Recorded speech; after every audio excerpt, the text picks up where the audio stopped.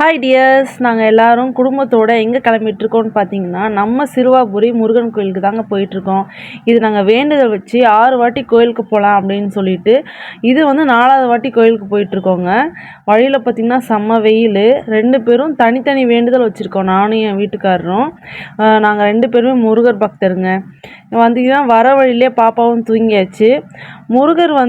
முருகரை பார்க்குறதுக்கு ஆவலோட ரொம்ப எக்ஸைட்மெண்ட்டாக போயிட்டுருக்கோம். காலையில் வந்துட்டு சாப்பிட்லைங்க, வீட்டிலையே நாங்கள் லெமன் சாதம் செஞ்சு கட்டி எடுத்துகிட்டு வந்துட்டோம், வழியில் எங்கேயோ சாப்பிட்டுக்கலான்ட்டு.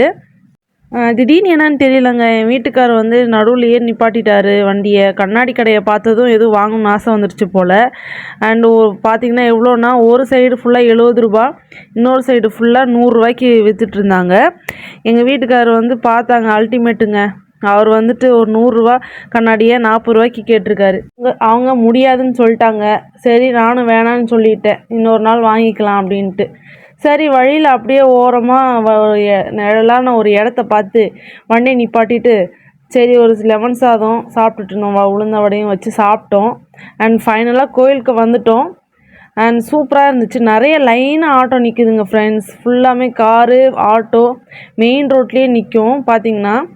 அண்ட் முக்கியமான விஷயங்க, நீங்கள் கோயிலுக்கு வரீங்க அப்படின்னா ஆட்டோ அண்ட் காரு இந்த மாதிரிலாம் வந்தீங்கன்னா மெயின் ரோட்லேயே நிப்பாட்ட வேண்டியது இருக்கும்.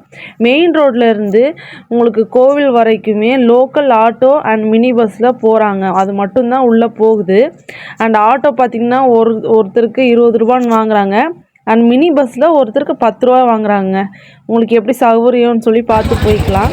அண்ட் மெயின் ரோடு என்ட்ரன்ஸே செம்ம சண்டைங்க, என்னன்னே தெரியல. சரி, நாங்கள் அங்கேயே வந்துட்டு கப்பில் ஒரு சளி கஞ்சோ என்னமோ ஒரு மாதிரி கொடுத்துட்ருந்தாங்க. அது என் வீட்டுக்காரர் குடிச்சிட்டு இருந்தார். அது பாப்பாவுக்கும் சரி கொஞ்சம் டேஸ்ட்டு பிடிச்சிருச்சு போல், ஒரு 2-3 வாய் குடித்தாங்க. அப்புறம் ஆட்டோ ஏறிட்டோங்க. நம்ம என்ன தான் ஆட்டோலேயும் பஸ்லேயும் வந்தாலும் அங்கே கோவிலேருந்து ஒரு 1 கிலோமீட்டர் டிஸ்டன்ஸ்லேயே நிப்பாட்டிடுவாங்க. நம்ம ஒரு 1 கிலோமீட்டராச்சும் நடந்து போகிற மாதிரி தாங்க இருக்கும்.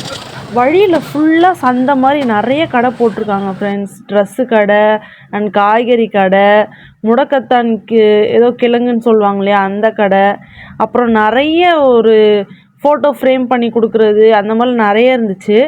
அண்ட் வந்து பார்த்திங்கன்னா தூரத்துலேருந்து வர்றவங்களுக்கும் பசிக்கும் இல்லையா, அவங்களுக்காக ஹோட்டலுமே நிறைய இருக்குங்க. இட்லி பூரி அந்த மாதிரிலாம் செஞ்சு வச்சு விற்றுட்டு இருந்தாங்க. அண்ட் ஹோட்டல்ஸுமே அவைலபிளாக இருக்குது. அண்ட் இங்கே கடையில் வாங்குகிற பொருள் எல்லாமே சீப்பாக இருக்குதுங்க, ரொம்ப ரேட்டு கம்மியாகவும் சூப்பராக இருக்குது. அப்படியே வேடிக்கை பார்த்துட்டே கோயிலுக்கு போகலாம். அண்ட் பூக்கடை வழியிலே பார்த்துருந்தோம், அதை நான் சொல்ல மறந்துட்டேன். அந்த பூக்கடையெல்லாம் பார்த்து 1 கிலோ 80 ரூபாய்க்கு விற்றுருந்தாங்க. அது பார்த்திங்கன்னா நாங்கள் சரி அவ்வளோ வேண்டாம் அப்படின்ட்டு 1/2 கிலோ வாங்கினோம். சாமந்தி பூ 40 ரூபாய்க்கு வாங்கிக்கிறோங்க.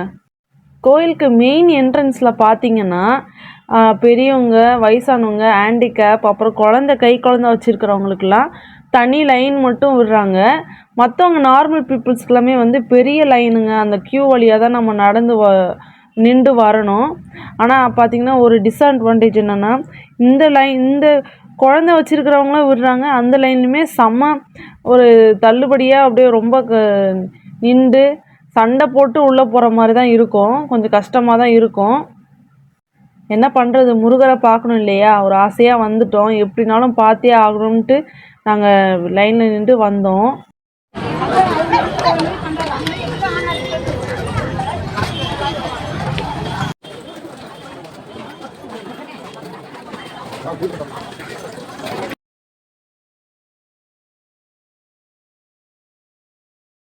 மற்ற க்யூ பாருங்கள், நார்மல் பீப்புள்ஸ் வரவங்களுக்கு க்யூ பார்த்தீங்கன்னா எவ்வளோ நீளமாக இருக்குது பார்த்துக்கோங்க, செம்ம க்ரௌடு.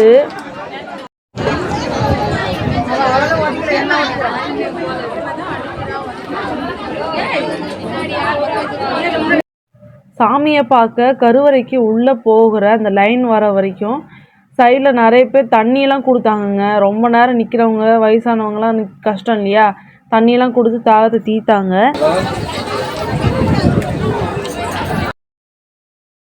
அண்ட் ஃபைனலி நல்லா நாங்கள் சாமியை கும்பிட்டு வந்துட்டோம் ஃப்ரெண்ட்ஸ். நல்லாவே ஒரு திருப்தியாக ஒரு 5 நிமிஷம் நின்று சாமியை கும்பிட்டு வந்தோம்.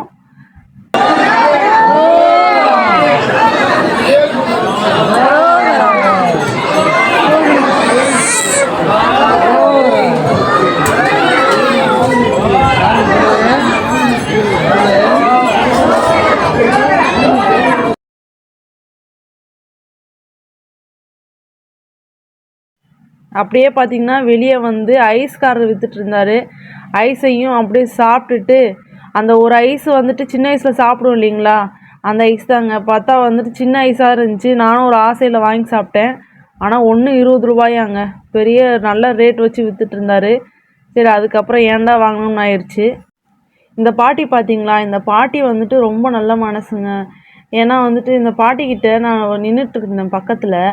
என் ஹஸ்பண்ட் கிட்ட வந்துட்டு இந்த ஐஸ் வாங்கி கொடுங்கன்னு சொல்லும்போது அவர் வந்துட்டு என்ன எதுவுமே சொல்லலை. அதுக்கப்புறம் நான் அப்படி நின்றுருந்ததுனால உடனே அந்த பாட்டி நான் வாங்கி தரேன் வா அப்படின்னு சொல்லி என்னை உரிமையாக கூப்பிட்டாங்க.